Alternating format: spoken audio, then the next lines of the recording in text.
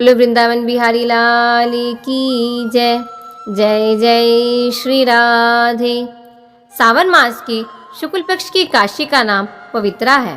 पवित्रा एकादशी को पुत्रदा एकादशी के नाम से भी जाना जाता है।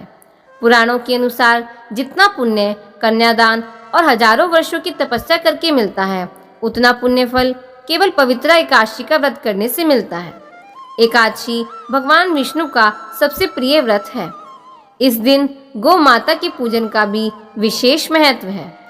एक बार धर्मराज युधिष्ठिर जी ने भगवान श्री कृष्ण जी से सावन मास की शुक्ल पक्ष की एकादशी के महात्म्य के बारे में पूछा।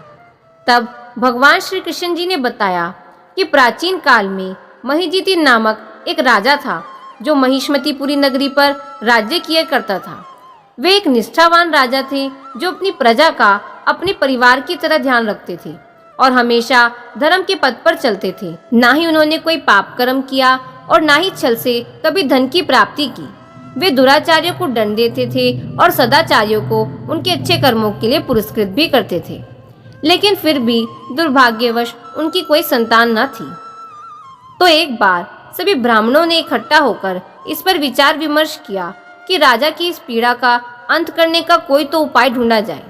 सभी इसी प्रयास में लग गए और वन में लोमस ऋषि के पास पहुंचे, जो सभी शास्त्रों के ज्ञाता थे।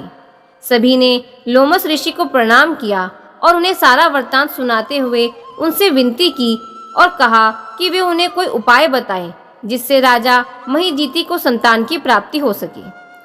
तो लोमस ऋषि जी, जो कि त्रिकालदर्शी थे, उन्होंने बताया कि राजा पिछले जन्म में व्यापार के लिए एक गांव से दूसरे गांव जाया करता था।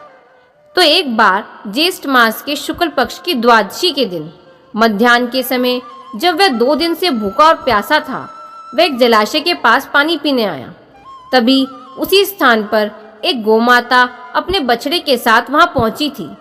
राजा ने उस प्यासी गाय को जल पीते हुए हटा दिया और स्वयं पानी पीने लगा।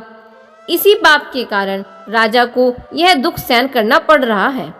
यह जानकर सभी ने लोमस ऋषि से प्रार्थना की और राजा के इस पाप से मुक्त होने का उपाय पूछा। तब लोमस ऋषि ने बताया कि सावन मास के शुक्ल पक्ष में आने वाली पवित्रा एकादशी को पुत्रदा एकादशी के नाम से भी जाना जाता है। अगर आप सभी अपने राजा सहित इस एकादशी तिथि का व्रत नियम और संयम से करें, तो इस व्रत के पुण्य फल के स्वरूप राजा को संतान सुख की प्राप्ति हो सकती है।